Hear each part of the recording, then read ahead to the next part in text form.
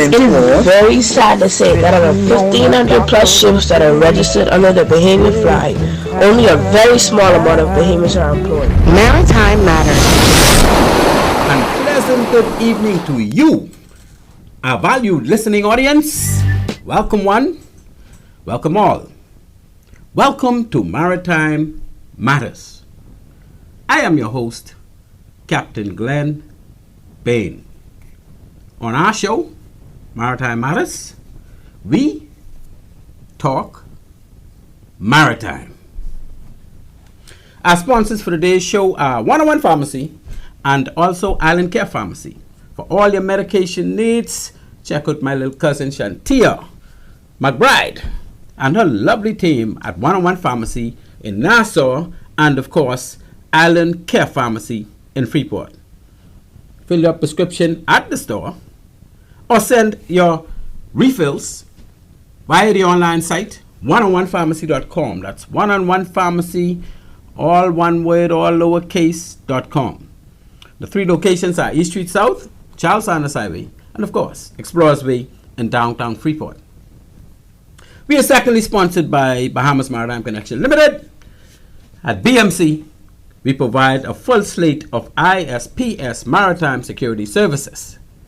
And we are thirdly sponsored and proud to announce the GBI pilots and the Bimini pilots. These are a contingent of independent marine pilots, well qualified, well capable, that are making themselves available to provide maritime pilotage to any and all islands, docks, harbors in the Bahamas. So please, feel free to call on GBI pilots or Bimini pilots for all your marine pilotage needs.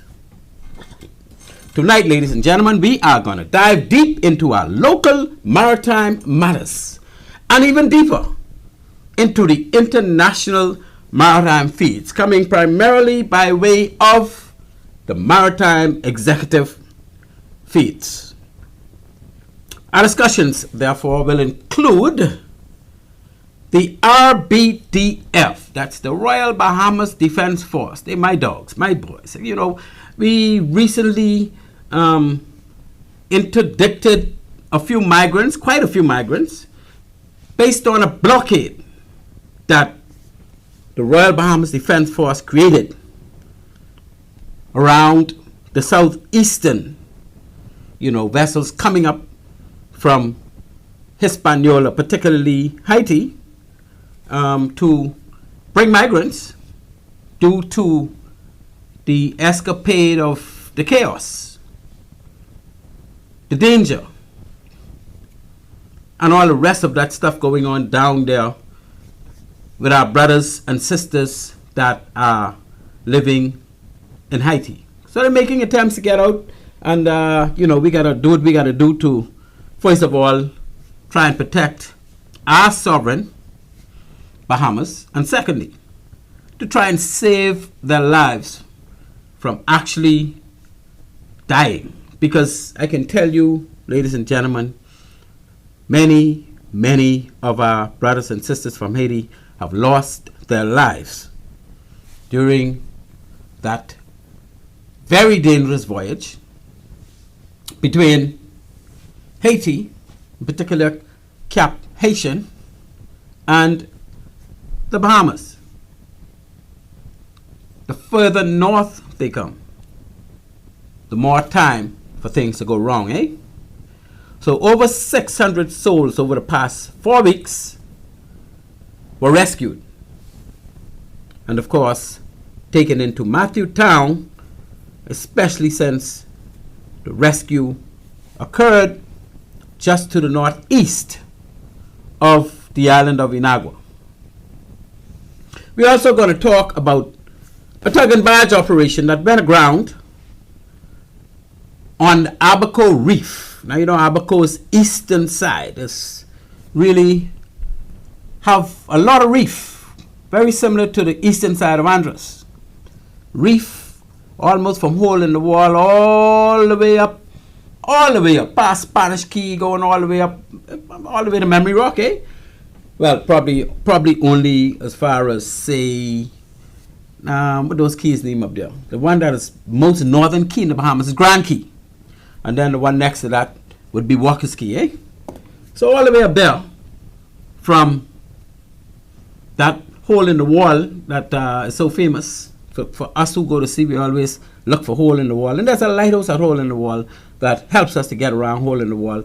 When we're not sure exactly where we might be, and we see that lighthouse, oh boy, we're so happy. And then, of course, during the daytime, you can see that big hole in the wall, and the name didn't come from just anywhere. The name came because there is an actual hole in that wall that is protruding into the sea. So, what regulations are there in place to alleviate such a mishap? Not only a tug in a boat, but any ship, any domestically operated vessels that are non-solus, which means they're not doing international voyages, which also means that they're not over 500 gross tons if they're cargo operations. And so in this regard, we would say that these are non-solus vessels operating domestically, and there are regulations that should be in place, but you know how we go. Those regulations are not really being enforced. The whole regime, the setup is not in place to deal with this type of situation or the avoidance of this type of situation in our country, the Bahamas. And I dare say that, and I will dare explain that. I'm happy to explain it once we get through it. What we're doing here, and we come back after the break, we will be deep into explanations on these points. The third thing we want to talk about is the Carnival Corporation. Carnival just ordered 2 very large cruise ships. They're like 180,000 plus gross tons. Huge, massive ships. In 1 month. Recently they took delivery of 5 ships in 20 months. So they're averaging like every quarter Carnival spit out another ship. And these ships ain't cheap, my dear people. You're looking at around at least $1 billion each. At least that. Some of them are $1.5 billion. Some trying to get to $2 billion. Now, the ones this size, 180,000 tons, you're looking at very near to $2 billion for each one of those ships. And we know that the cruise ships has been taking a licking as a result of the COVID pandemic in recent time. And they are still in the rebounding phase, eh? And we're going to talk a little more about that rebounding phase that the cruise ship industry is currently experiencing. And we have a global cruise outlook. We have had in recent times record bookings and record pricing of cruise ships. A lot of those cruises they offer now, what we call it, when luxury cruises. They give you all the luxury you will get in any big-time hotel while you're on your cruise. And that seems to be selling very well because a lot of people, especially in the Americas, they got a lot of money they didn't spend during COVID that they're trying to spend, eh? So money pile up like that. And those cruise ships are there to facilitate that money. Could you blame them? No, you can't blame them, boy, because they've been taking a hit. Cruise ships are losing, I understand, over $500 million a day while they were just anchored off somewhere and not being able to take passengers. So they're trying to catch up. And we can talk about the figures when we get back. So we'll talk about the debt overhang. We'll talk about the specific growth that they're going through. And we'll also talk about the bright outlook based on what has been happening. And we use that as a springboard to project how cruise ships are going to be doing in the upcoming years, eh? We got the port in Alaska called Juneau. I think that's a French word, or if you're French, it's custom-made. But Juneau is Juneau. They are now limiting the amount of cruise ships they're going to allow to enter their ports or their port during 2024 season. And they're going to cap it off to 5 ships per day. And we're going to talk about some of the reasons why they're doing this. And we're going to talk about the strategy they're using to get it done and all the rest of that. We're also going to talk about the Port of Seattle. They are expanding their shore power 2 cruise ships. In other words, the port of Seattle, once when that cruise ship come in, they hook up the shore power. They're going to give them power so they don't have to run their generators, eh? And the engines will be off, obviously, once they secure to the dock. Generators normally run, but they want them to turn those generators off too, because they don't want them to be emitting any carbon from any machinery on board the ship. So they're going to give them power from ashore. And what does this mean? This means that the port itself can organize getting renewable energy power. In other words, they could have a solar farm somewhere. But since they're so far up in the north, Seattle, it gets real cold sometimes. They don't see the sun sometimes. So, in that situation, they would be putting in windmills, yeah? Windmills that can generate power. As the wind blows those turbines or those blades, the turbine kick in and feeds all that goes into a bank of power that can be converted for use. And they got wind farms, they call them. They got wind farms that can produce well over 300 megawatts of power. And according to how they set it up, it could exponentially be linked to bring as much power as you need in your port area, in your city, for your main generation power. And they're doing this now all over the US. So the Port of Seattle is going to offer shore supply power to cruise ships so that 2 things happen.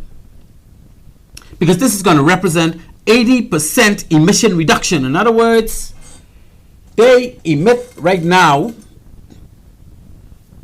a lot of carbon from their generators. But when they plug in, they'll be emitting 0 carbon. So it serves 2 purposes. First of all, it gives the cruise ship an opportunity to offset the power that they produce on an ongoing basis by using shore supply. And secondly, it is helping the earth. Mother Earth is having a problem with the amount of carbon in the air, and that carbon is forming a trap around Earth that's causing the heat that comes when the sun penetrates the earth, and that heat trying to rise and get back into space. Carbon is trapping that. So if you don't have the carbon going up, eventually that carbon would not be able to trap the heat on Earth and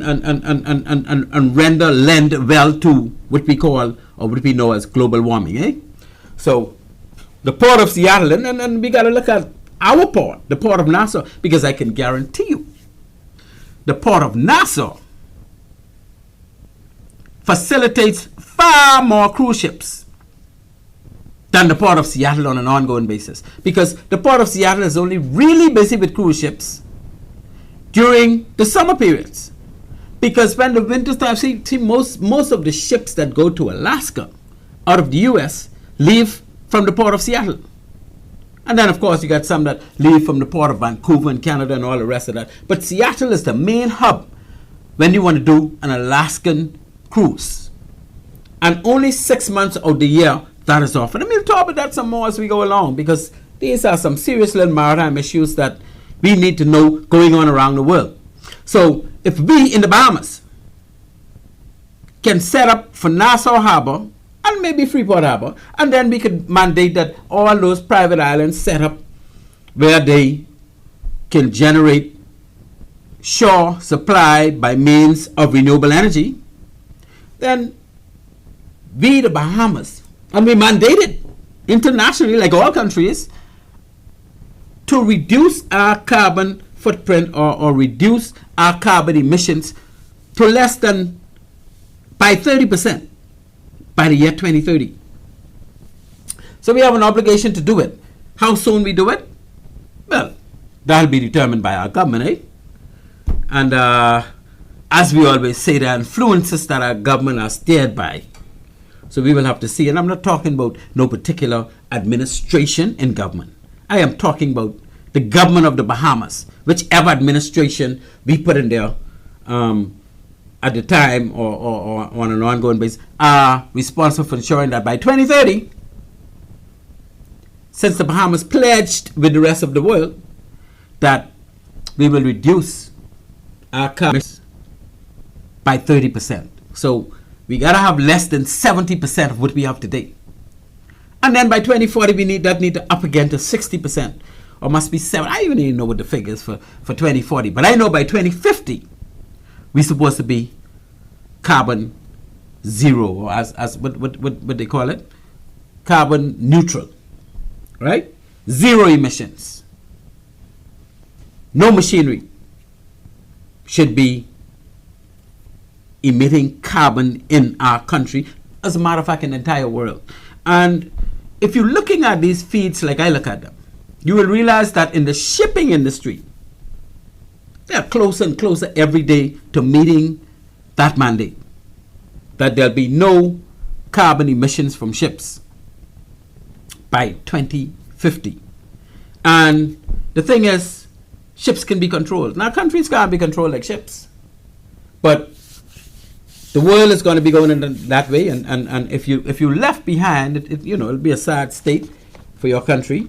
And the bigger countries that you rely on, like how we rely so heavily on the U.S., they may put sanctions on ships leaving your country to come to them. They may put sanctions on aircraft leaving your country to come to them. They might put sanctions on tourists trying to go to your country. So, we got to keep up. And I don't want anybody within a listening audience to believe that these large countries like the U.S. are not already making. I just told you about Seattle Harbor. Now they got wind farms being authorized for thousands of megawatts in big city areas like New York, New Jersey, and Connecticut. And we've had quite a bit of feeds saying how much it's going to cost, how much it's going to savings it's going to render over the years, and all the rest. So the U.S. is moving forward fast. Not only the U.K., not only Europe, not only China, and them are moving forward real fast to meet this world mandate of zero emissions by 2050. That is also happening in this side of the world, in the USA, Canada, I'm sure. So the Bahamas got to keep up, and this should not be very difficult for us. And of course, one of our favorite topics we want to cover tonight is cruise ship ports at Family Islands. The Bahamas government has only one cruise ship port that, we used to own, but now, while we are the owners, because we had leased it out for some 20-25 years to Global Port Holdings, the Bahamas itself currently, I'm not even sure how much the Bahamas itself holds, but I based on what I recall from the deal, we hold 49%, Global Port Holdings hold 49%, and the 2% in the middle goes into the NGOs and non-profit organizations, that type of thing, that exists in the Bahamas. So we want some more port facilities to be owned by the government. And we're not happy to sit and wait for the cruise ship entities to continue building private ports for their ships. Excuse me. We want to also ensure that our Family Islands, our government, is preparing to facilitate cruise ships in each of our Family Islands. And we talk about Morgan's Bluff being a very low-hanging fruit, because Morgan's Bluff, North Andros, is already a harbor for bulk carriers. It's already drafted, already have a dock, and to make that be able to receive, say, 2 large cruise ships, and I dare say 2, maybe 1, okay, but we could always wait on the next one. At least 1 large cruise ship every day will make a tremendous difference on the impact of tourism at North Andros. And then we could look at other ports along the tongue of the ocean in Andros. Just like the mailboat now goes to Drakes Hill in South Andros, Fresh Creek in Central Andros. We could look at ways to build a port, even if it's a dock on the outside, like they do in some islands like Grand Turk and many other islands in the Eastern Caribbean, even if it's on the outside, that can facilitate the berthing of a cruise ship. And these things don't have to be very costly. But we as a country really need to look at those areas where the ocean touches the land. Like Southwest Point, just to the south of Sandy Point. Like Cape Eleuthera. Like Devil's Point in Cat Island. Roker's Point in Exuma. Clarence Town in Long Island. Landrail Point in Cricket Island. Port Nelson in Rum Key. Betsy Bay. That's Meguane. And of course, near the lighthouse in Matthew Town. These are areas where the ocean almost touched the land. So you don't have to do much dredging for a cruise ship to come in there. You just need to put a pier going out into the ocean or going out into the sea for them to tie up to.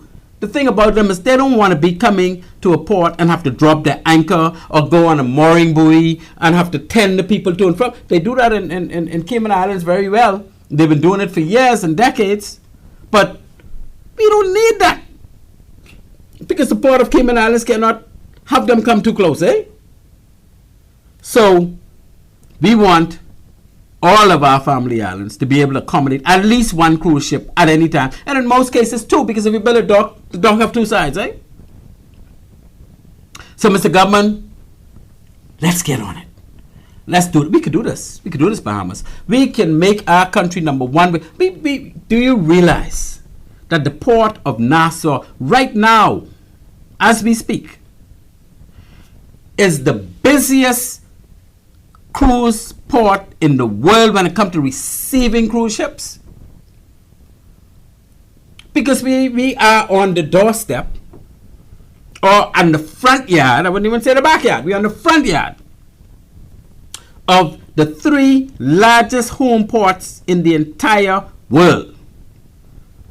And they would be the Port of Miami, Port Everglades, and Port Canaveral. For cruise ships, they are the largest home porting hubs worldwide. And the 3 of them have to look straight in our front door when they leave.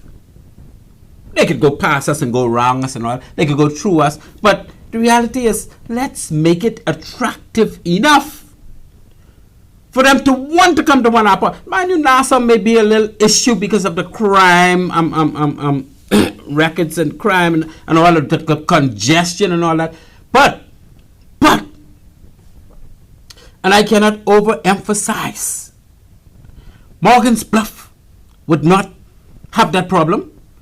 Sandy Point, or just south of Sandy Point, Southwest Point, would not have that problem.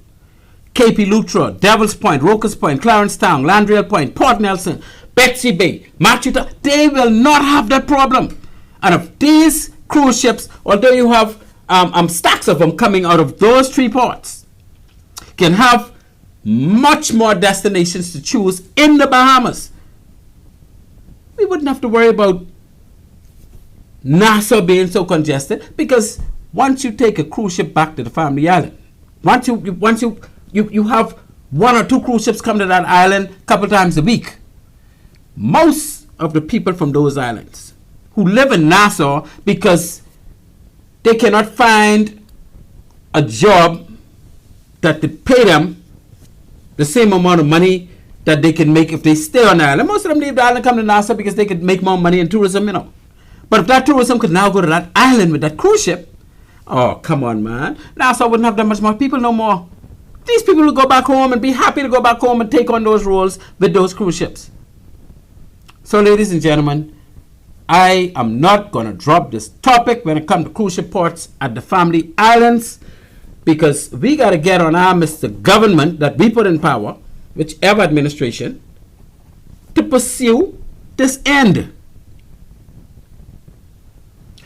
So these are the basic topics that we seek to engage tonight. Please, be advised that we are locked and loaded with information, as always. So please stay tuned as we unload this litany of details surrounding these timely topics. I take this opportunity to give a shout out to my number one fan, Auntie May, up there in Freeport. Auntie May, how are you, honey? We talked yesterday. I got your message today, but I've been busy all day on Tuesday trying to prepare for the show, doing all my research work, eh? So Annie Mae is still at Vernie's house. Yes, Vernie's, you're doing a good job. Lauren, you're getting a big break now. I don't know, but anyway, Annie Mae is nice and comfortable, and she done tell me that she no longer have to get up early in the morning to have breakfast, because Nisi is Stella. Mommy, when you get up, then, I can make sure you eat something. And she's good. Thank you, Vernice, for keeping Vernice is my god sister. Although all of Laurie is my cousin, Vernice is my god sister. She's make sure I know. Now, I heard of them because I say god sister. I say, yeah. Yes, Vernice. And yes, Annie Mae, you continue to be my number one fan, my lady. I'm loving you all the time. That's how I mean you roll all the time, all day. And I hear from Annie Mae every single day. And just for you to know, she has passed 91 years old, and she's going on 92. So she was my mom's best friend. Both of them were what you used to call them back in the day, monitors, when they were in South Andres. Once they finished school, the only job down there was the government job really was to be a monitor, or maybe, well, they couldn't even be a nurse in a clinic. But yes, they were monitors, which means they were teachers without certificates, because they were smart. And that's how Annie Mae and Mommy them was rolling back in the day. So you're listening to Maritime Matters, people. On this show, we talk maritime. Maritime Matters airs weekly at 17:05. And if you don't know what 17:05 is, I can tell you again. When you pass 12 o'clock, 1200, you get 1300, then 1400, then 15, 16, 1700. So from 12 to 17, it'll be 5. So 5:05 p.m. would be 17:05 p.m. And that's the time the show starts, right after the news brief here every Tuesday on Love 97 FM. The purpose of Maritime Matters is to highlight persons that make significant contributions to the maritime in the Bahamas and to sensitize Bahamians of opportunities in the maritime sector. We also cover current maritime issues from domestic and international maritime feeds. Halfway through the show, and we are halfway through the show, the phone lines will open. The number to call would be 326-8255. So when we return from the break, 326-8255 will be the number to call. We're talking maritime, people. You're listening to Maritime Matters. At this point, we move to our first break. And when we return, we will engage tonight's maritime discussions. Listen, people, don't touch that dial, because you don't want to miss this one. At Bahamas Maritime Connection Limited, we offer first-class maritime security services throughout the Bahamas and the wider Caribbean. As experts in maritime security, we specialize in production of ISPS assessments and plans, verification audits, certified familiarization training, and port security consultancy, just to name a few. Our services also include provision of a security force to maintain all required ISPS facility security compliance. For all your maritime security needs, visit us today in Nassau at our East Street South location or in Freeport in the Kipling building. Call us at 392-3515 or follow us on all social media platforms. Bahamas Maritime Connection, your leader in maritime security. Let's help you make the connection. At One-on-One Pharmacy, our friendly staff is ready to serve you. Visit us today for all your prescription and over-the-counter needs at our East Street South or Charles Saunders Highway locations. We're open Monday through Saturday from 8 a.m. to 8 p.m. and from 9 to 4 on Sundays. In a rush?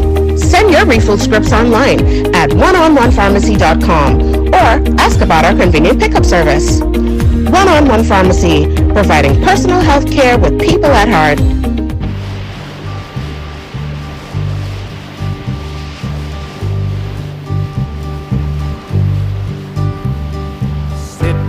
the morning sun, I'll be sitting when the evening comes, watching the ships roll in, then I'll watch them roll away again. Yeah. I'm sitting on the dock of the bay, watching the tide roll away. Just sitting on the dock of the bay, wasting time.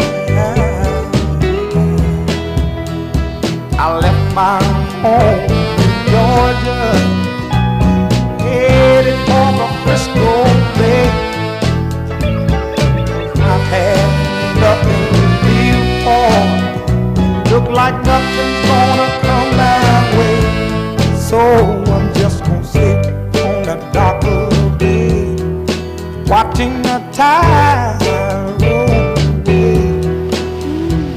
I'm sitting on the dock of the bay, wasting time.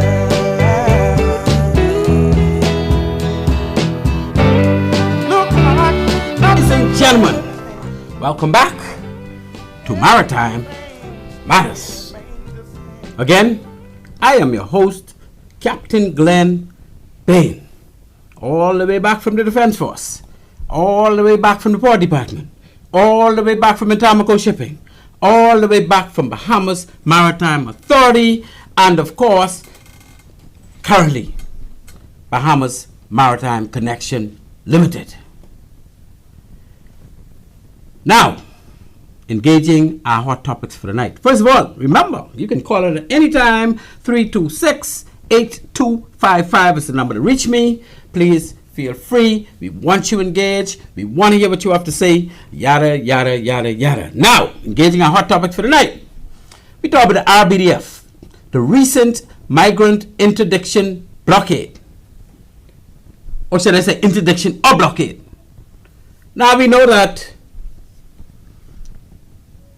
Commodore Dr. Raymond King in recent times told us that the Royal Bahamas Defense Force created a blockade just to swarm the southeastern Bahamas. In other words, around the area of Inagua, stretching all the way to Ragged Island, stretching all the way over to Turks Island. And that blockade has been extremely effective because we know that in recent times as well, Haiti has been having some major issues with stability. It's a very unstable country right now. And in more recent times, a jail was broken into and some 4,000 prisoners escaped. And among those prisoners are some really, hardened, deep-throated criminals. And they cannot be accounted for because when we have a vessel leave Haiti, we don't know who might be on board that vessel. Could it be a handful of people from the prison? Could it be all prisoners take a boat and decide they could flee? Even if it's one, we have to be so very careful. So in that regard, the blockade was created. And since that blockade was created, less than 4 weeks ago, we have intercepted a couple of vessels, be it 2 or 3, but in total it's over 600 persons or souls on board those interdicted vessels. And so we don't know if any of those rickety vessels, or should I say, dispatched vessels with migrants, have penetrated or ventured through our blockade, because I can tell you, Inagua is but a dot in the ocean when it comes to the vast span of areas that a vessel leaving Haiti can squeeze through. Because don't let the vessel have good speed or southern winds. Because that vessel could leave just before dark. And by daylight, it could be well past Inagua. And that's what we face with. Because you may not know, but I can tell you, most of those vessels that are bringing these migrants up toward the Bahamas or into the Bahamas, they're not very good radar reflectors. So if they're moving around in the night and they don't have any power on board, so they have no light, and we done dark, it'll be very difficult to spot them. In most cases, you can smell, well, you probably wouldn't smell them that early because they just left, eh? Boy, but I can tell you, there were times when you're out to sea and you will smell a whiff. And you will know that there's a Haitian boat in the area. Because sometimes those people were on board for so long that they really stench. And it will happen to me or you. A couple of days out on the sea, no shower, no nothing. This is natural for humans to smell like a stench, eh? And that is how we knew in some cases in the past that there was a Haitian migrant vessel in the area.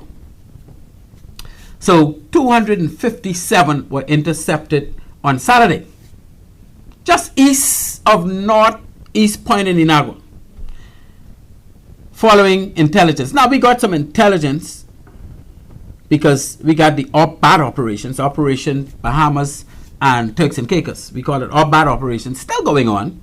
Even when I was in the Defense Force, we had OBAT operations going on, eh? Down in that southeastern area. And we got intelligence as a result of that, and we were able to dispatch the HMBS Bahamas, which is stationed down in that area, just for the sole purpose of intercepting and taking on migrants that would be found at sea. So, presumably, this vessel, which is just an open hull, this don't have any superstructure, don't have no rooms, it don't have no restroom, it's just an open, it's like a big dinghy, eh? A huge dinghy. Now you don't have to be really big to carry 257 people. And it was built just to try, and they had two outboard engines, I understand. And these, they had some fuel, and I think they ran out of fuel because the boat would be very heavy. And if you only got two outboard pushing it, and you're doing it in the night, obviously, by next morning, you probably ain't got no more fuel because there ain't much space. See, that boat don't have no fuel tanks. So they have to carry portable fuel. And there ain't much space if you got that much people for your fuel to be. So I think they either ran out of fuel or one of the engines break down, whatever happened. It was sighted. And the HMBS Bahamas was able to go there. And we must say our defense force is doing a very good job in intercepting once they get information. And even sometimes when they don't get information, they just come across vessels and deal with them as far as taking on all of the migrants and discarding of the vessel the best way that they can. Because I can tell you, they ain't easy to get rid of one of those vessels. They are built with wood. Sometimes you could shoot them up, you could light them afire, and they still ain't sinking, eh? Because the wood floats. And you don't really want that floating around in the middle of nowhere, and another vessels could crash into it and cause problem for the other vessel. So you got to stay with it until it sink, or you pull it somewhere, or whatever you do. So the HMBS Lawrence Major was not on the scene. The Lawrence Major was on the way back to Nassau because the Lawrence Major had very recently taken or repatriated 150 Haitian nationals from Inagua to Cape Haitian days earlier. So she would be the one to do the repatriation voyage. And she had just completed a repatriation. She was on her way back to Nassau, and of course, she was again diverted to return to Matthew Town because at some point, she would eventually be able to repatriate this group that was just caught on Saturday or found or rescued on Saturday.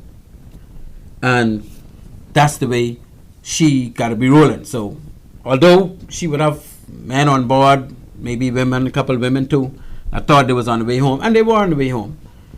They would understand the duties. We got to go back because we got another task at hand.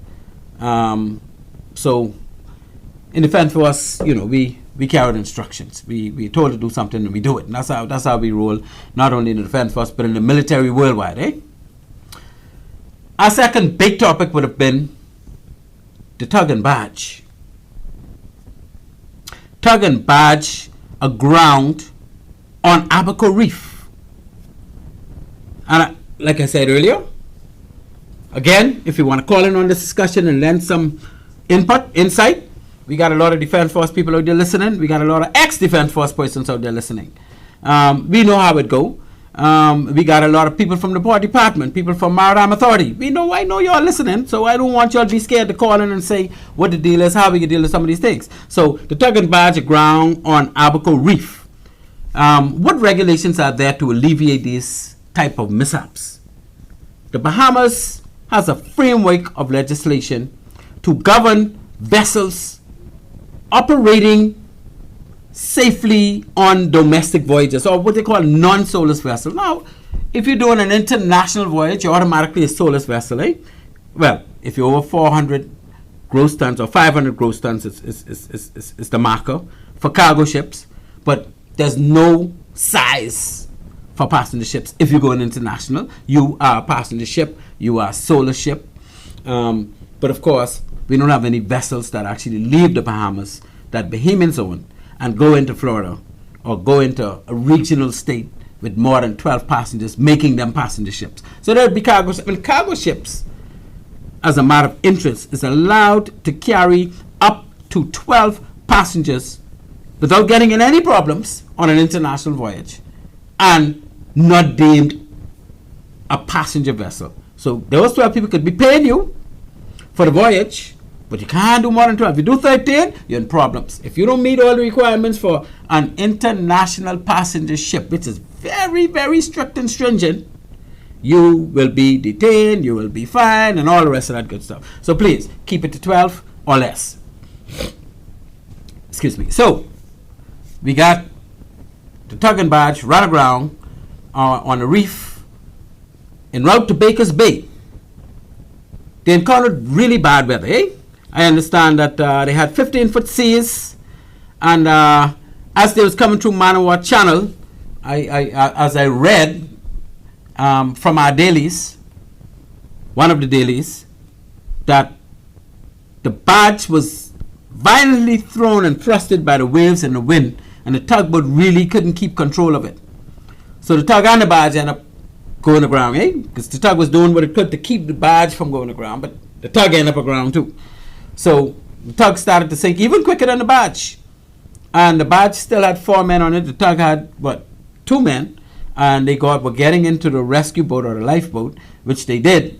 And eventually, a local seafarer, a local young man in Abaco, and I didn't really get his name, but he was able to assist by going and getting a dinghy to get them out of that area and into safe waters, where he was able to put them on his boat and take them in. So all 6 crew members were subsequently rescued from that operation. And the cargo on the barge, was only P-rock and maybe some sand. So it's no real significant danger to the area. And the tugboat itself, however, based on the quantity of bunkers of fuel it had on board the tug, degree of fuel may be spilled in the surrounding area, but again, it's no big, huge, that we're aware of, large disturbance from fuels to be sought in that passage, that Manawaki channel. So we move on, and again, the numbers to call. The number to reach us is 326-8255. Now, if you only want to hear me talk all day, then you call. If you ain't call, then you can hear me talk all day, because I got a lot to cover. And like I say, feel free to call at any time. Once we keep it maritime, we will be happy to go down that road with you. So, you have the cruise ships having a global cruise outlook. And before I go on to that topic, let me hear what my first caller have to say. Oops. Caller, you on Maritime Matters. Hello. Good night, caller. You on Maritime Matters. Hello. Good afternoon, Captain Bain. This is Captain Brain. Captain Brain, my good friend. How are you, sir? What's happening, my brother? Oh, man, it's getting better all the time, man. It's great. It's great. It's great. Indeed. How it go with you, man? I'm so happy that I can hear you. Last week we didn't hear you at all, so we get a little nervous when we don't hear you calling in. I it's not my intent to stay away, but at the moment I have a reprieve, so good. I would like to join the conversation. I want to start with the Haiti situation. Oh yeah, you're an expert because you've been to Haiti a couple of times on Defense Force vessels doing repatriation. See, I've never done that, so you can speak to that topic far better than I can. So thanks for calling in to let us. Well, I used to go to Haiti all the time. Sometimes several times a week. Wow. About 500. And then times I reached back up to Auckland, another 500, another 300 with a Blanc and Inagua, and you got to go back again. Wow. And plus, I actually also spent 6 months in Haiti with the United Nations peacekeeping forces to tour there. That's right. 5. Yes, Right? sir. But one of my concerns, and I hope that first the powers that be listening, and I believe that they are, is that we will, in very short order, will have rescued and will have amassed a lot of migrants at Inagua, and I'm not 100% sure what the arrangements are at Inagua and what arrangements are made to repatriate. I know for sure that Port-au-Prince is having plenty issues, but we have Port-au-Pay on the northern coast. We also have Cape Haitian. And then on the southwestern corner, you got Jeremy, correct. And the back, you got Jacmel, which is also a deep water port. But Correct. we have to find a way to start to make sure that we don't overrun the island of Inagua and then thus causing a lot of social issues there and not getting these people back where they belong in time, because as the longer they remain in the Bahamas, the more it's going to be more and more difficult to get them out.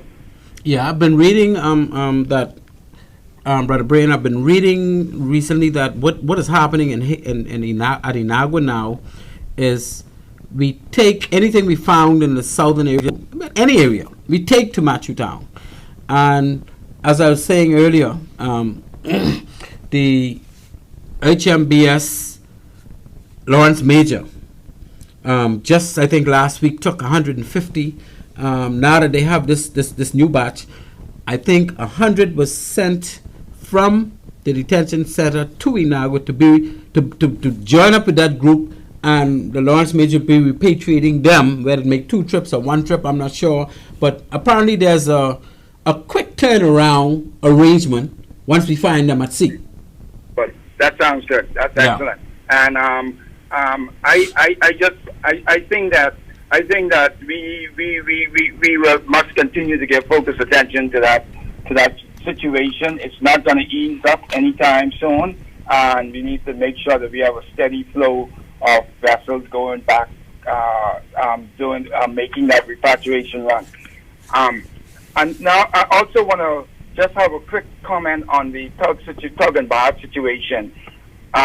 While it is true that the marine environment was not really adversely impacted in this particular scenario, I just think that we have to, this should shine a spotlight on marine transportation in general and the way and the condition of some of those barges as I would have seen them.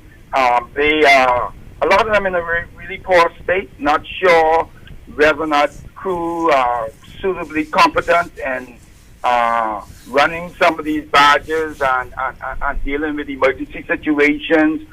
We are just fortunate that we didn't have loss of life, but we have to. This gives us an opportunity to look at all the vessels that who engage in that type of activity, just to make sure that they actually meet the criteria for which they are licensed to those operations for which they are licensed to carry out within the Bahamas. Because it could have very easily been a vessel laden with oil products, as we will have seen in the past. Yes. A few years, I think it's a few years ago in Exuma. That's last year. And other places within the Bahamas, and so that we have to just make sure that these vessels are in compliance and that the crew are suitably competent, because I think we will have dodged a bullet in this particular case. Well, we dodged the bullet to some extent, but as you indicated, so rightfully indicated, we need a system to address safety on board vessels that are non-SOLAS vessels. Now, there is a requirement for local safety certificate, and I can beat this horse till it's dead, man. There's a requirement for local safety certificate to be issued to any non-SOLAS vessel that operates in the Bahamas. And that has to be issued by, of course, a local recognized organization, some local classification society, like my company, your company, somebody else's company. You got a lot of people going off to university to do marine transportation, marine engineering, and these people come home and they can't even open a business to deal with service. They cannot apprentice with somebody, say, well, I'm going to apprentice with Glenn Bain because I want to learn how to do service and hone my skills. I've been to sea for a couple of years, and I want to be a surveyor of domestic vessels in the Bahamas. And that is such an easy thing. And that local safety certificate will require surveys of these tugs and barges, of these mail boats, of any vessel that is operating domestically in the Bahamas that is not a SOLAS vessel, because they're not supposed to be freely moving about the place. The Port Department does not have the expertise to do it. So there's no way you telling me the Port Department come to do an inspection, which is not a survey, and you giving a license based on an inspection or registration for these people to, you don't even know if the crew can out of fire. You don't know if the crew understands navigation. You know, the captain may not have STCW license for vessel under 500 tons on domestic voyages, and these things are very important. And without those things, we basically just letting everybody do what they want to do, eh? You are absolutely correct, and that was my point exactly. When it comes to the vessels, and why I would have said we dodged a bullet, because, like I said, it could have very easily been a catastrophe in terms of an oil spill or people die or whatever the case may be. But you know, the BMA, I see you on the line, caller. Keep going ahead. We have to keep the pressure on not only the ministry, the Bahamas Maritime Authority. We have to, before this year is out, we have to have a framework for regulating domestic vessels, particularly those ones who are operating commercially within this country. It's high time. It's 2024, and it has to be done, whether we like it or not. It just has to be done, and so we have some work to do. And I'm calling on the powers to be, who are, and I'm sure, like I said, I'm sure that they're listening. To let's just fix it. Let's just fix this situation once and for all. Yeah, okay, my brother. Well, keep listening and we'll keep talking, because let me see what this other caller has on to contribute to us. And we'll continue talking, especially about this matter. Indeed. Thank you very much for that. Thank you, my friend. Caller, you're on Maritime Matters Live. Hello. Good evening, Captain Bain. Good evening, my dear. How are you? 100%. You know, I'm always happy to be hearing from you. 100% also support your show, and I enjoy your content. Thank you so much. I have two comments to make, because, you know, I get feedback, so I have to hang up after I make my statements, and then you can call, then you can comment. Thank you very much. The legislation was amended, the one that you talk about, the local safety certificate, and that was eased on out the road. That's not if you would look at the new amendments that was made, I think sometime in 21 or 22. No, that's not true. I just very recently looked at the most recent Merchant Shipping Act, and it still exists in there. Now, I don't know if they added something somewhere else, but they didn't move that one. Well, Right. So, okay. Well, what I wanted to compare the maritime industry to is aviation, right? In the instance with the tug and barge that sank, nobody has yet come to give an investigation, to give a report, to assess the damages, etc. As far as what has been reported in the dailies. Yeah, but that comes under the BMA. If it was an accident that happened in the air, if the plane overran the runway, if there was some door open while they're in the air, immediately there's a contingent of people, a person who would come and do an investigation and flog or live or whatever these folks that are operating these vessels, that these are aircraft that are substandard. But here we have a whole industry. Maritime seas, 50% or even I'll go as far as 70% more persons operate on the sea than in aviation. But here we have overflight fees being collected for various reasons. We have agencies, authorities within authorities in aviation that are dealing with various aspects of safety, ensuring that the aircrafts are in good shape. We have an inspectorate. We have an investigation department. My contention is maritime has been allowed to go on and on and on and on for years and years without proper regulation, without a system, without a framework, without foundations being built to establish that, hey, we care about our waters, we care about preserving it for the next 50, 60, 70 years, and here is what we're going to do. Every amendment that was made in the last 7 to 8 years was only to increase fees on the people. It wasn't anything made to regulate, to put things in place to help them. Like now we have the insurance, and on top of the insurance, the fees went up 50, 60, 70% for some. So are we just about collecting fees from maritime and benefiting from that while we let these cowboys just run rampant in the waters without a proper framework for regulating them? See, we call these agencies, but do they really exist? When you say BMA and Port Authority, are they really, where are they in this instance with the tug? Not only that they exist, they also have boards that's supposed to ensure that the functions are being carried out. We don't need to go there with the boards because I'm just saying they exist. You ask if they exist. We know they exist. They're not effective. In the capacity that we need them to in order to regulate our waters. But I'm not sure they know the responsibility to the extent when it comes to domestic incidents. I'm not sure they even care to concern themselves with this, although they're mandated. Let me just finish my thought. Go right ahead, my dear. And then you could say what you have to say because I'm getting feedback. So what I'm saying is with maritime, if we're talking about 10 years, 5 years, 10 years, 25 years, and all we've done in the last 10 years is increase fees and increase fees and increase fees, add on insurance, and change legislation to eliminate responsibility for Bahamas Maritime Authority, if that's who they are. These two authorities operate within the maritime industry, but then let's compare it again to aviation, where they have agency upon agency with different directives. And it's because the Americans are closely monitoring that. But then again, we also have vessels that are coming in from the United States. They're engaging in the drugs. They're engaging in the human trafficking. They're engaging in accidents. We have yachts on the reefs that they just abandoned and left.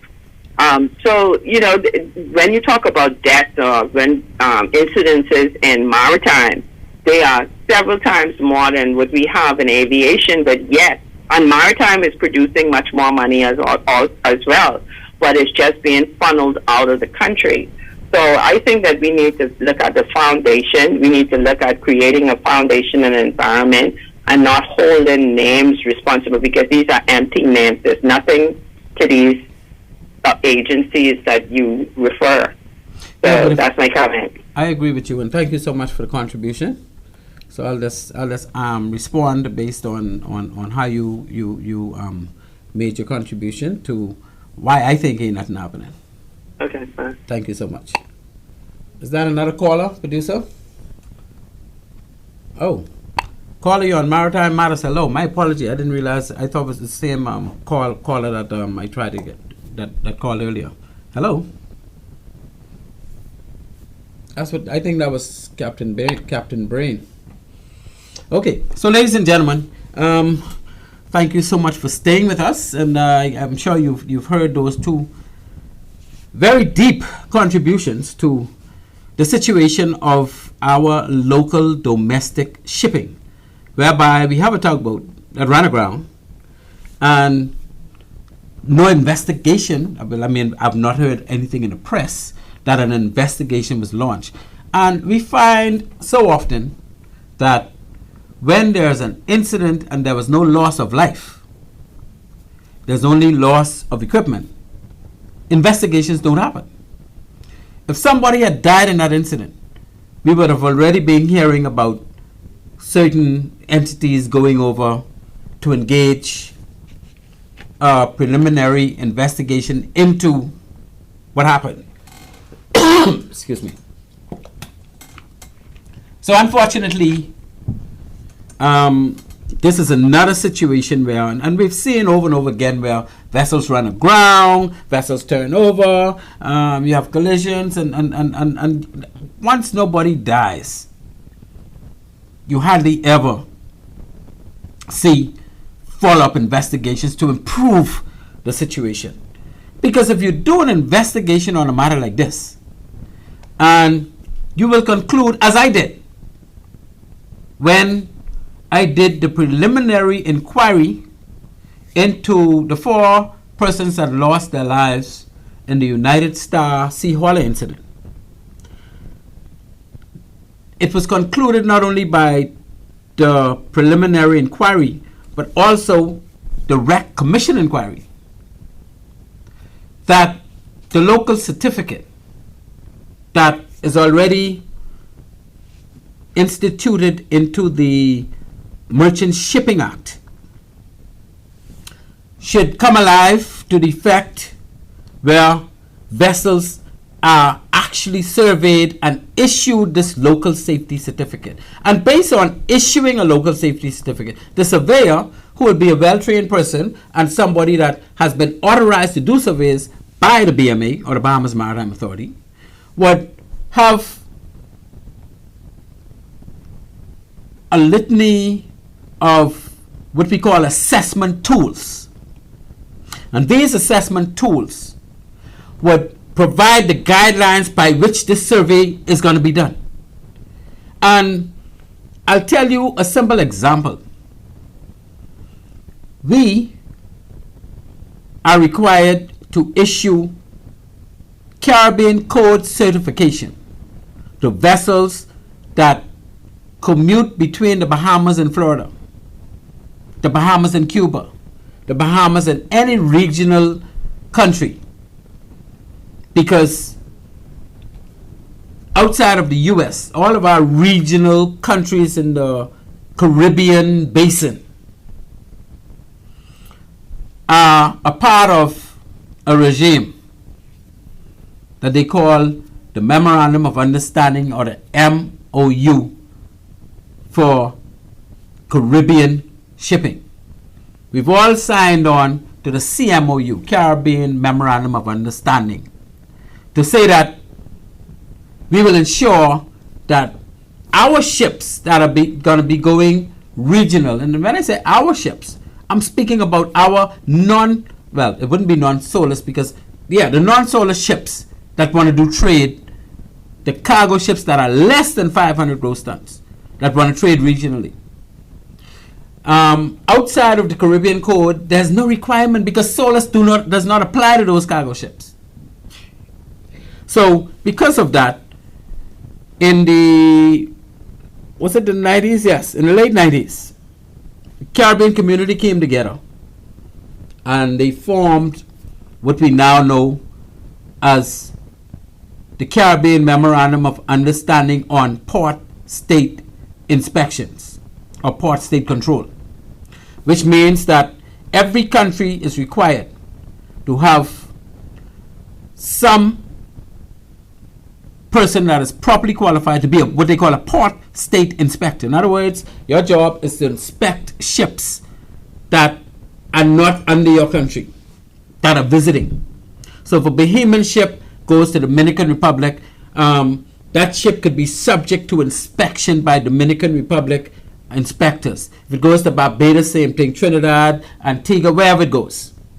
They would have port state inspectors that will come on board knowing that that should be a Caribbean coded vessel because it's under 500 tons and not a soulless vessel.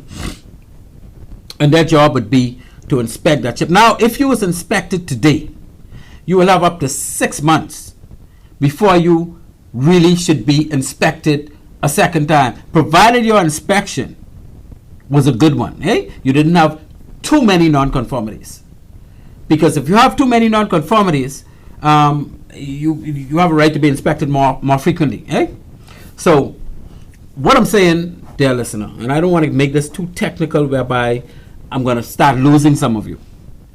What I'm saying is we should have a regime similar to that with our local vessels so that a surveyor could have the appropriate, that will be made up obviously by the Bahamas Maritime Authority or by persons they engage to make up the assessment tool that can be utilized by experienced maritime personnel to conduct surveys on all these ships to issue a local safety certificate. And if they don't have crew that are trained to the extent of having a license or a certificate under the STCW for vessels under 500 gross, if that vessel is under, because we have vessels over 500 gross tons that are operating domestically in the Bahamas as well. Quite a few nowadays. You ever been to the western end of Port of Ski and see the size of those vessels that put their ram down?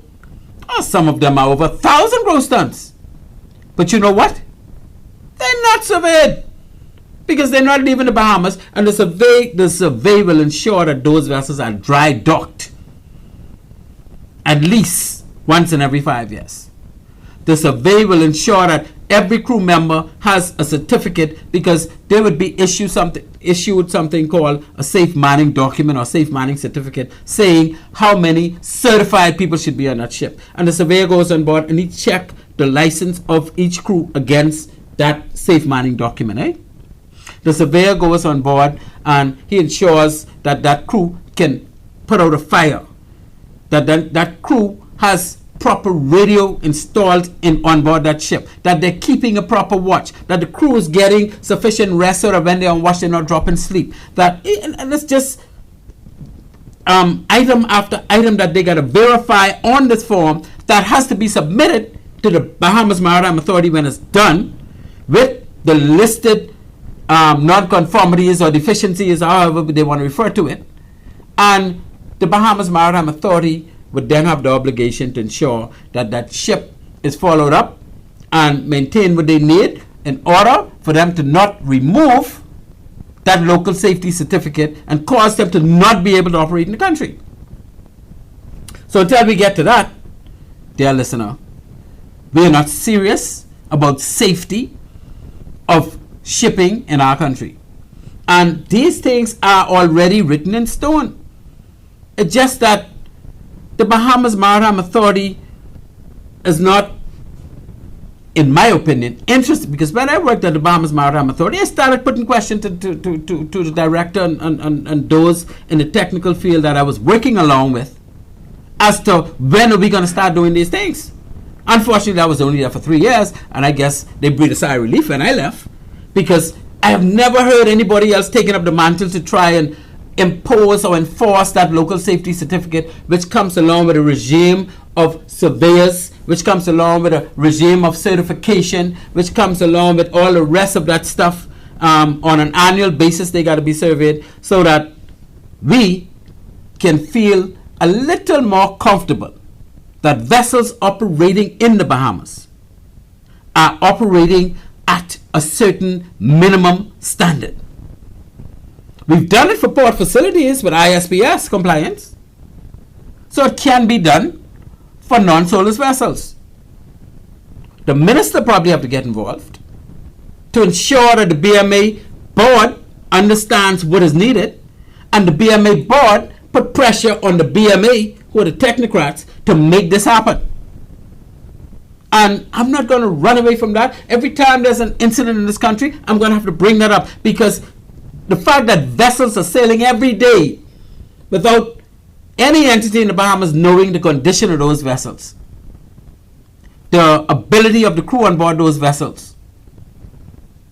And like Captain Brain just pointed out, some of those tugs and those barges haven't been dried up for years. They got holes in them.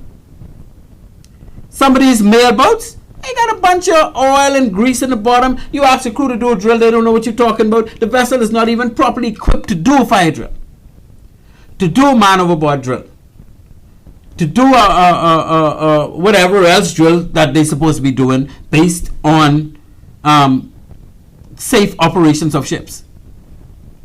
So I think I've had enough of that. Again, anybody want to call in on this matter or any other matter we're discussing today, the number to call would be 326-8255. That's 326-8255.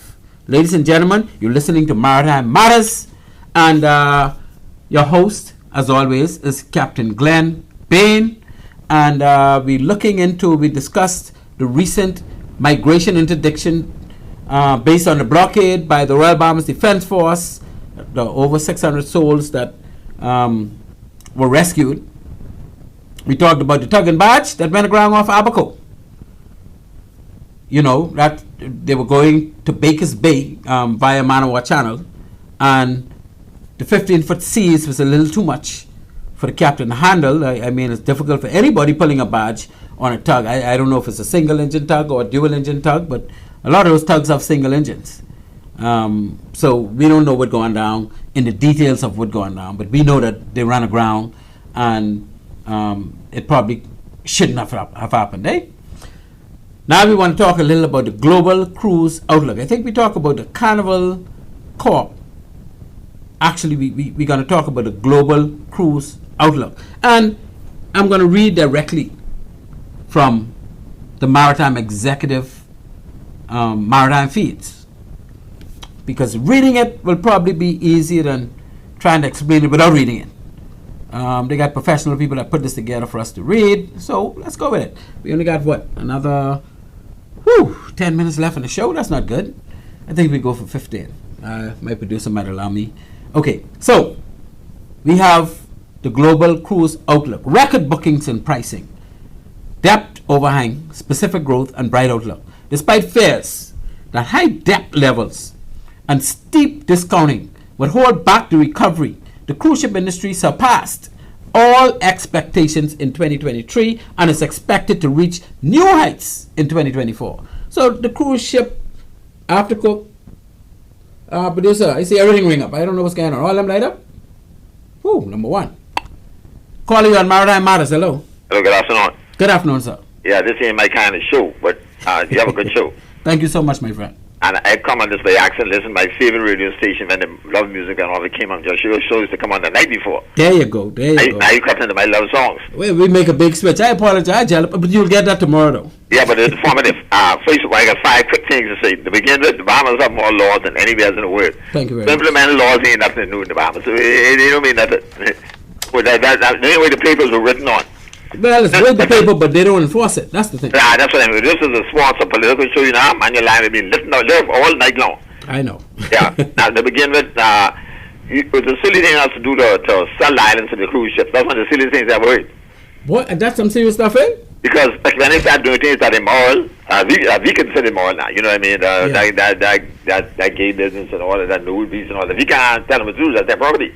Well, I personally don't have a problem with you selling to the cruise ship owners certain keys for their own purpose of what they want to do. But I think the government needs to step up and create ports, because you got to remember now, if Disney has Castaway Key, no other ship can go there.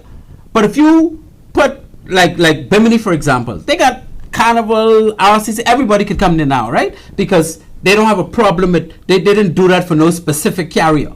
But we need like Morgan's Bluff and Landrail Point and Inagua and those places to have, even if you just put a little jetty going out into the ocean. Yeah. So that cruise ship could stop and people could have things done. Yeah. But my thing is, if they control their food and beverage on the ship and control it on the island also. Yeah, but that's their ship and that's their people. See, yeah, but they ain't nothing in it for Bahamians. But Bahamians get when they come off. Numbers we talking to still got some people, some of them working 3 and 4 days a week. Yeah, but we ain't putting no money in them people's ship, you know. We putting money in the hotel. But my thing is, they bring in the people to us. Why are we not utilizing all of what we got to utilize? Because the people coming ashore us. But most you get some cruise ship partners that have tax. Listen to me, I've been in the tourism business for a little while, so I know with it, all right? Yeah, but we get more cruise ships coming to the Bahamas than anywhere else in the Caribbean. Yeah, but still been getting the head tax. Plenty of head tax and doing them the water, polluting the water. It don't equal out. Yeah, but you still got thousands of people coming ashore that we could try and make some money off. Now, I agree with the pollution and all that. We need to address that. But don't let that take away from the fact that we could be intuitive enough to make more money out of these people that are coming in our laps. No, but I'm going to lease them the place for 5 years. And when they start doing it and start against our law, against our rule, yeah, they break the lease and take it away. But then they own it, boy, all trouble going to break loose. Listen to me. Now, another thing again, I've been on Port of Key today. I counted 5 vessels on Port of Key. From the bridge I went east. That's tied up outside of other vessels or to the dock. That ain't operable. That's right. And American seas is on the way. And I'm sure, I ain't a maritime business, I'm sure it costs twice as much money to salvage them. If something happens or they break up the dock and don't have insurance, that to move them now while they're still afloat. You're absolutely right, my friend. And I told them that I had a port, it took me a half hour to get it the other day, but I have a friend of mine went to pick up something from one of the mailboat service there, man, look here. Yeah, Tuesdays and Mondays. No sign of going from the deck. One of them up to east, that's so rusty. My goodness, rusty big ain't that rusty. Yes. Once farther east you go, you're going to the dock yourself and check it. Absolutely. Whoever's job is to inspect them, they definitely ain't doing the job. Somebody. Well, big time. Yeah, the entity that's supposed to ensure that you have a regime to inspect them is not doing the job to put anything in place. That's why they're getting away with it. Yeah, but it's something serious, and that's what I saw. Okay, well, I thank you so much for calling our show. You got some other points? I got a friend to go there and look at it. I say, see what you be talking about. And this is on the eastern end of the dock. I look at it. Now look at the west. Oh, the west is a mess. Yeah, man. All right. Thank you so much for calling, man. We appreciate it. And please do listen on Tuesdays whenever you get a chance. And feel free to call in and contribute all the time. Yeah. You was a good buddy, one of my softball mates, man. So you tell me you was a good man. All right. Appreciate it, my friend. From a defense force guy. Yeah. All right. Thank you very much. All right. Calling on Maritime Matters. Hello. Okay, nobody on that line. Calling on Maritime Matters. Hello. That one is also cleared. Calling on Maritime Matters. Hello. Yes, we do. Say nobody answer none of them. Go back to one. Calling on Maritime Matters. Hello. Hey, how you doing, brother? Top shape and getting better, my friend. How are you? Man, I had to take a dip just now because that fella was he was a skin diver. He was deep, man. You know what I mean? He got long breath. Yeah. He's making some big. We had some very good contributions so far, man. And I know you always make good contributions, so I can't wait for this. I love hearing people talk and, you know what I mean, paying attention, and it's being a part of the solution and not the problem. Yes, sir. That's what this show is all about. We try to find solutions to problems. We don't try to just talk about problems. We want the solution, and we mention the solution, and as always, I try to blame whoever's responsible for not pulling their weight. Okay, you know what, between you and me, man, these people who we seem to have a problem with, they have a very, very, very rich homeland. They have a very, very, very, very rich culture. Why? They're not staying home or going back home and fighting for their rights home. You know what I mean? Because you coming here to try and fight for rights here. Well, the thing is, when things are not going good at home, people move out, eh? And if they could find some place where they could be facilitated, because you got to remember now, when they leave home, they got options, but they're always choosing us. Yeah, but they say they're home, they need to stay home if they're home. You know what I mean? You don't come here talking about people know like me, people bad people what? You need to go back home and establish your own place. Yeah, this ain't home, this place is called the Bahamas. But we gotta remember that we got Bahamians going to other countries to hang out too now because they want to be home. So I mean, freedom of movement. The reality is we gotta enforce our regulations so that even if they come here, they ain't gonna be here.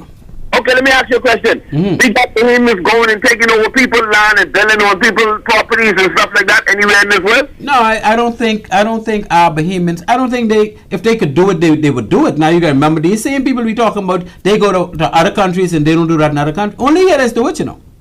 Well, that's so what I'm that reflects on us. This empire, I mean, and you must treat us the way how you would like to be treated, because ain't no Bahamian to go to Haiti and do the same thing. No, but we need to protect our empire like them other countries protecting their empire. When they go to those other countries, they can't do what they do here. It's our empire that is weak. Yeah, and guess what? You know, let me go to shipping, man. You know what I mean? Let me show you, man. One of the biggest country that has the biggest amount of like bad things happening to the country. I mean, how would you say it? Problems. Americans. Call I see on the line. Hey, we only got 3 minutes now. I'm King Arthur, so we gotta be quick. I say Americans is doing our waters worse than the Dominicans are doing our waters. Yeah. Well, you can't blame the Americans again. You can blame our authorities if they're getting away with it. Then why you can blame them? We have laws. And we should enforce our laws. When we're not enforcing our laws, then we're going to get run over. Well, I think they got more sophisticated vessels than the Americans. I mean, that's the reason why they're able to do it. Yeah, but we also have sophisticated vessels. I remember when we used to go on patrol, we used to arrest and bring them in all the time, but I haven't seen any of them coming in for a long time. We have equipment that could deal with them. Yeah, well, the last time I heard one big time thing was the guy who was in the American consulate who was down somewhere in the Bahamas fishing for yellow snapper, and he gave us $200,000 boat to the Bahamas double or something like that. You heard about that? No, I don't know about that, but I mean, if you're giving us boat, we'll take it now, but that don't mean we can allow you to get away with violating our laws. We just need to be in a position to take care of our home, man. Our laws got to be enforced. You hear the caller just said, "Oh, them things only words on the paper. They white the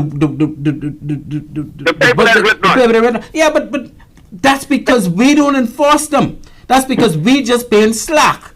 The government entities that we put in place to deal with them, they're dealing with them. Anyway, listen, man. I think you should take half of that $1 billion that you got there and open up something where, you know what I mean, we could put something in place. If the government won't put it in place, I think you and Captain Brain need to put it in place. Yeah, well, let's discuss what we can do with that $500 million, see if we can stretch that a little bit. Hey, King Arthur, thank you so much for calling, man. We almost fresh out of time. I got another call on the line. So, take care of yourself. Calling on Maritime Matters, hello. Okay, that one's gone. We took too long. My apology, caller. So, ladies and gentlemen, as you are aware, we are venturing on to 1835, which is supposed to be our stop time. But as always, the producer give me 1 or 2 minutes over, eh? So while we don't have any more calls to take, and we didn't get to finish our agenda as far as the global outlook on cruise shipping, the ships that Carnival are now buying, they're buying one every quarter. The Alaskan Juneau situation and the Port of Seattle power situation. We didn't get into the details of those, but we'll see if we can get to them next week. Meantime and in between time, thank you so much for being a part of our show. Thank you so much for listening. We're going to keep Maritime Matters alive. Our sponsors for tonight's show would have been One-on-One Pharmacy, Bahamas Maritime Connection, and of course, GBI and Bimini Pilots. My producer for tonight's show, the one and only Mr. Craig Gibson, the great. And of course, I say once again, good night to my 91-year-old Auntie May. And I thank every single caller that contributed so heavily to the show tonight, kept the show going. And of course, my dear listener, thank you so much for tuning into Maritime Matters. We look forward to you tuning in next week, Tuesday at 5:05 or 17:05 as we call it. And with that, I am Captain Glenn Bain saying to you, Maritime Matters, out. Nothing to live for. Look like nothing's gonna come my way.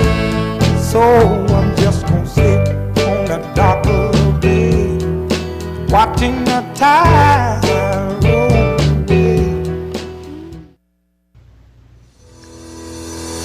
Bahamas Maritime Connection Limited, we offer first-class maritime security services throughout the Bahamas and the wider Caribbean. As experts in maritime security, we specialize in production of ISPS assessments and plans, verification audits, certified familiarization training, and port security consultancy, just to name a few. Our services also include provision of a security force to maintain all required ISPS facility security compliance. For all your maritime security needs, visit us today in Nassau at our East Street South location or in Freeport in the Kipling Building. Call us at 392-3515 or follow us on all social media platforms. Bahamas Maritime Connection, your leader in maritime security. Let's help you make the connection. At One-on-One Pharmacy, our friendly staff is ready to serve you. Visit us today for all your prescription and over-the-counter needs at our East Street South or Charles Saunders Highway locations. We're open Monday through Saturday from 8 a.m. to 8 p.m. and from 9 to 4 on Sundays. In a rush? Send your refill scripts online at oneononepharmacy.com or ask about our convenient pickup service. One-on-One Pharmacy, providing personal health care with people at heart.